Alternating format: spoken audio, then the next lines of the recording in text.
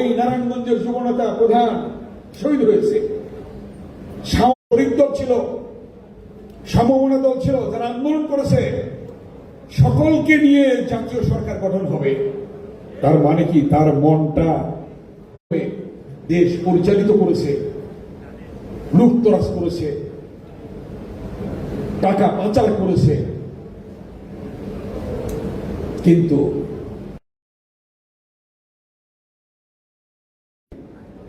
একজন রাষ্ট্রপতির স্ত্রী, একজন সেনাপ্রধানের স্ত্রী, একজন সেক্টর কমান্ডারের স্ত্রী, একজন মুক্তিযোদ্ধা শহীদ রাষ্ট্রপতি জিয়াউর রহমান বীরুত্তমের স্ত্রী, তিনবারের প্রধানমন্ত্রী, তিনি ন্যূনতম পান নাই। তিনি অসুস্থ। ঢাকা বিশ্ববিদ্যালয়ে ডাকসু নির্বাচন হয়েছিল, ব্যালট বাক্স ছিনতাই করে ছাত্রলীগ জিততে চেয়েছিল।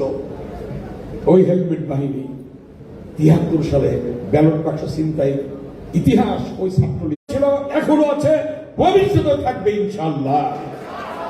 এবং শত আন্দোলনের সূতিকাগার এই ঢাকা বিশ্ববিদ্যালয়ের অপরাজয় বাংলা, এই অপরাজয় বাংলায় দাঁড়িয়ে এর মাধ্যমে মেধাবীরা আজকে পুরস্কার পাবে দ্বীনের জন্যে, ইসলামের জন্যে, যেটা নবী করিম সাল্লাল্লাহু আলাইহি ওয়াসাল্লাম করেছেন।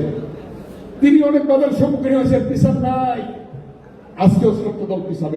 বাংলাদেশ জিন্দাবাদ, বেগম খালেদা জিয়া জিন্দাবাদ, শহীদ জমর হোক, দেশ নায়ক তারেক রহমান জিন্দাবাদ, জাতীয়তাবাদী ছাত্র দল জিন্দাবাদ।